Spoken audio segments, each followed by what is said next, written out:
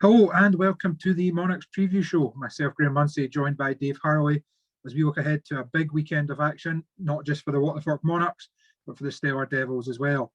Dave, it's been a little bit of a stop-start season so far. Unfortunately, the wet stuff has been the victor in most matches, but all been well, a big weekend ahead. Yeah, it's been a terrible start, after the delay and anticipation, and we're all so excited about things starting. We had the meeting last week, rained off, and it's decimated and speed me up and down the country, but just makes us hungrier for more. And this weekend, 3 big matches and 2 really good, crucial matches against a really good-looking Redcar team for the Monarchs, and down to Leicester, who are arguably the reigning champions from 2019 in the National League for the Devils. Yeah, I don't think the Monarchs could have asked for much tougher of a start. Obviously, it took them a little while to get their team in place due to various reasons. But for me, Redcar, and obviously barring injuries and bad luck, what have you, look absolute stick-ons for the playoffs. If not, one of my tips to go all the way. So, not just an away match on Sunday that's going to be tough, but a home match on Friday when it'll be a home debut for Joe, for Kai, for Nathan with the Monarchs. So a big, tough match ahead. Yeah, and that's obviously the disappointing thing about not getting last week on, is that these guys didn't get a go at the track for the first time properly, and even the regulars, it's been a year and a half since some of them have raced at Armadale, but hopefully it will come on back and come back quickly, because it'll need to, because as you say, Redcar are looking good this season. The surprise signing, getting Jake Allen back, has really made them look like they could be a good force. And the early season form of Anders Rowe, it's only 2 meetings, but it shows that they've got a good. They're going to be in there, as you say. Yep, and of course we look ahead to those matches with discussions with TBC, Dave. It might be 15 minutes of me and you that the fans get to watch this week. We've had a mix of some technical gremlins coupled with a few availability issues, so we'll do our best to bring you someone. But as we record just now, we're not going to leave a 5-minute gap in proceedings, but it may very well just be the 2 of us. And if that is, Dave, we better bring our A game. And very much like the Monarchs, we'll need to be on Friday. We'll need to be at the top of our game for this. We will try my best. Have a blast from the past, where we'll look back to a race from 2010, is it, Dave? 2008. 2008. The KO Cup second leg against Redcar from May 2008. May 2008, there we go. Mike Hunter providing us with the blast from the past. So, Dave, as we look ahead, we've touched on it already, but Waterford Monarchs, we go into the match, Josh hasn't turned a wheel, Kai hasn't turned a wheel, Willie hasn't turned a wheel. So Sam, we know, has had some matches abroad. Richie's obviously been reasonably busy with Bellevue, albeit not as busy as he would have thought. And Joe Waller, weirdly enough, although he'll be riding against the Devils on Saturday, has had a Leicester match as well. So there's a few of the guys that should be ready to hit the ground running at least. Yeah, and they should all be keen as mustard. When it's new team, new opportunity for some, and for others, it's what they've been waiting on for a long time. This is what they want to be doing, not working on a building site or wherever it is they've got jobs over the last 18 months to keep themselves going, or whatever they've been doing. But we're here. This is the real stuff, and it's great to see. And with obviously the team pairings coming out with Sam partnering Nathan and Kai partnering Josh, it'll be interesting, big choice for John Campbell and the guys to sort us out. Yeah, and of course that's one thing we've seen so far with the Devils matches, isn't it? That actually tactical sort of subs don't come into it at all, so there's a little bit less option for the team management. But fingers crossed. Certainly, we won't need to see those tacky subs being used over the weekend, but it could be key the way the team's lined up, and hopefully a bit of bottom end strength with Willie there. And it's particularly early in the season, we give Kai time to sort of bed in, and probably the same with Joe, being as how he's only in his second season at this level and first with the Monarchs. Willie Lawson for me could be a key man. Definitely, yeah. I mean, it's the way the teams are with that rising star and all the teams. Every team's going to have someone that is potentially weaker, and they're going to be. That's where you're wanting the guys to step up, and we're hoping Joe will be one of the guys that does step forward and grasp the opportunity. But for Willie, it's really important that puts his foot down and heat to dominates that, especially at home, and make sure we stay ahead of the game. You know, you want put the pressure on early, get ahead in meetings, and then move forward and make sure you win. You've got to win your home meetings if you're going to have a chance in the playoffs. Well, that's it. And you know, we've already seen one for me, and this has been no offence to them involved, but a shock result at Shielfield last weekend. I did not see Birmingham turning over Berwick, certainly not by the margin they did, and certainly not after going 8 points down. You know, a 20-point swing almost, wasn't it, over the last 13 races? So it's key to start off well at home. You know, it'll be the first match back in front of fans. Yes, the fans understand what's going on this year, but you know, you want to send the fans home happy as well with a win for the Monarchs.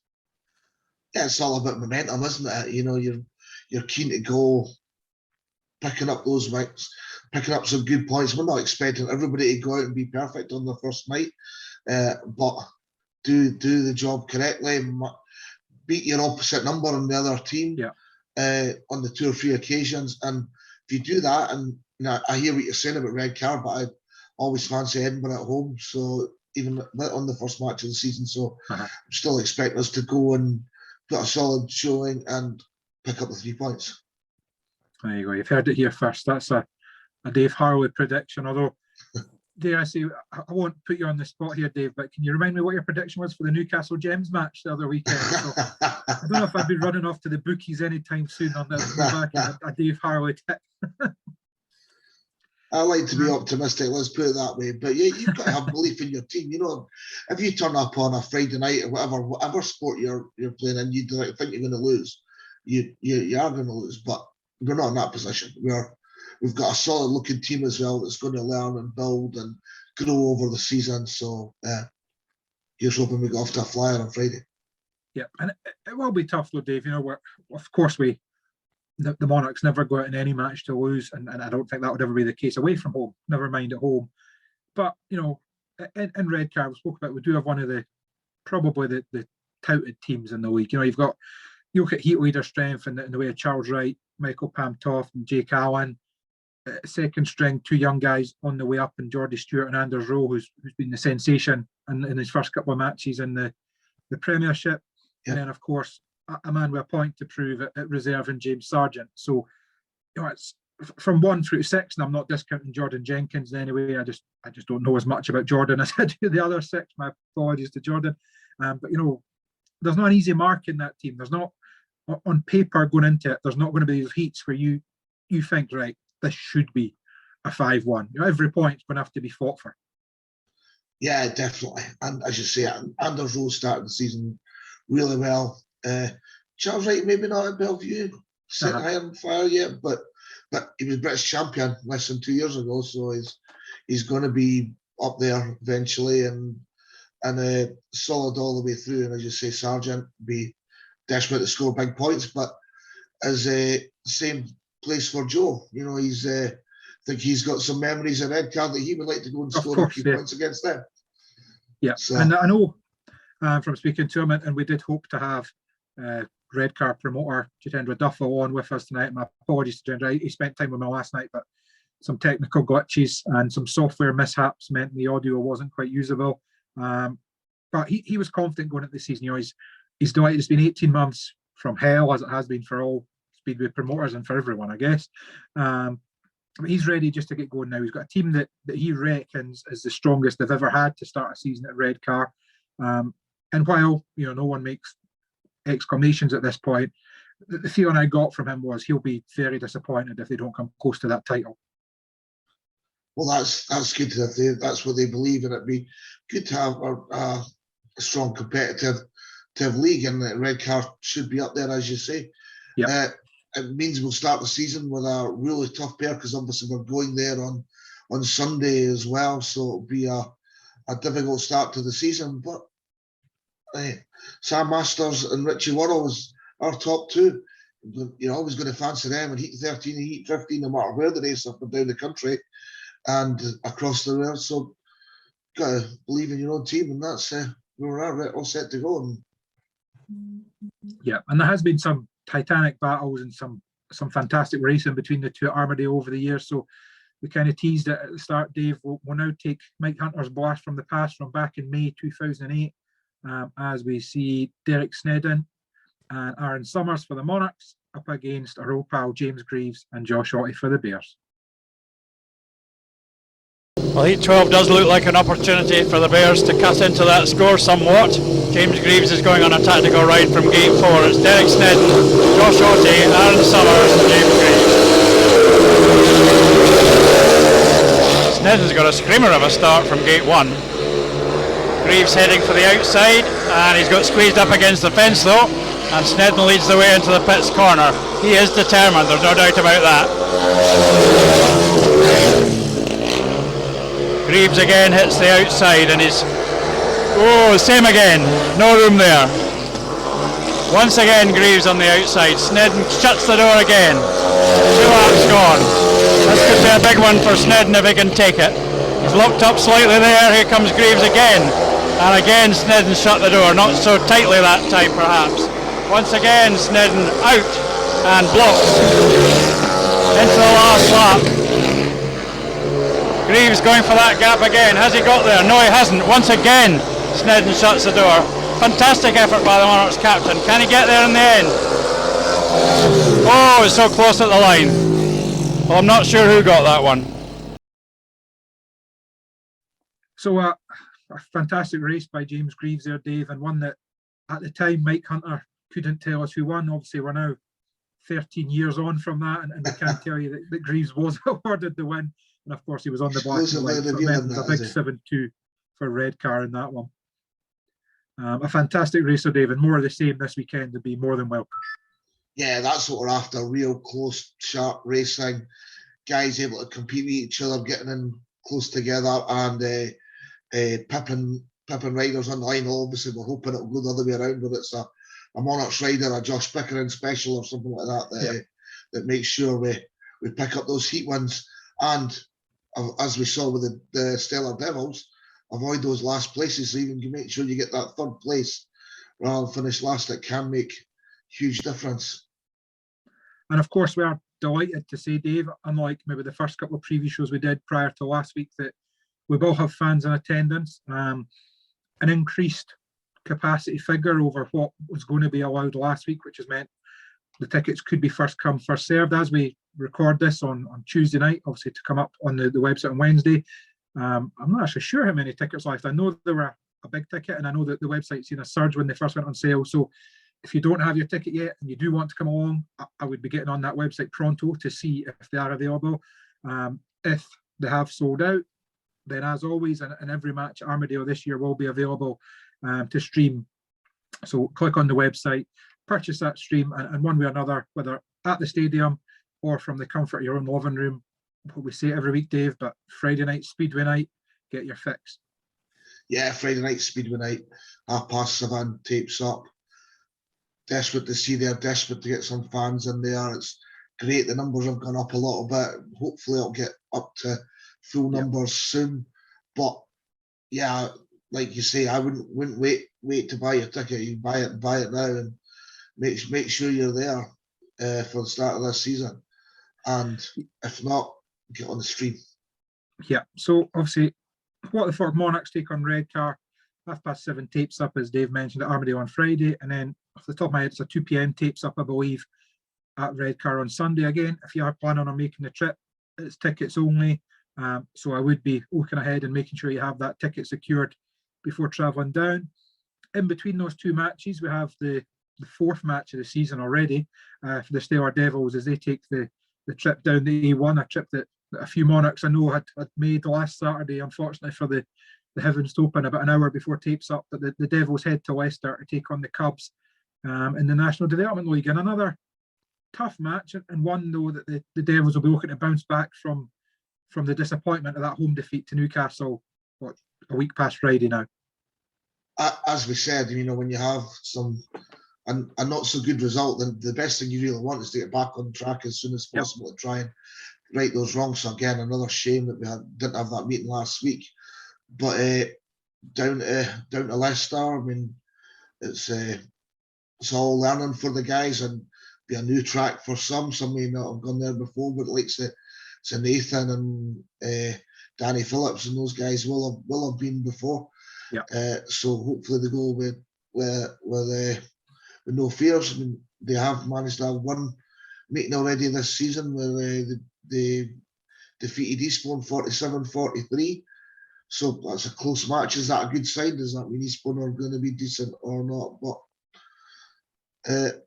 and Joe Lawler switching side of the pits from blue and gold is from home number 7 on and Hero hopefully on Friday to away number 1 in Villain on Saturday. So Joe, it's been a little bit delayed last week, I guess, because of the weather, but fingers crossed we're all good to go now, and a home debut coming up on Friday against Redcar. You must be sort of ready to go and delighted to get started with the Monarchs. Yeah, definitely. I can't wait. It's going to be quite a first interesting match. As Redcar who sacked me, obviously before even turning a wheel. So yeah, it should be an interesting meeting. Hopefully the rain stays away and get some racing done. Yes, that's a little bit extra motivation for you there, Joe. Yeah, definitely. Yeah. Cool, and you'll be looking to do well on Friday night. Yeah, definitely. That's the plan. Plans to do well every night, but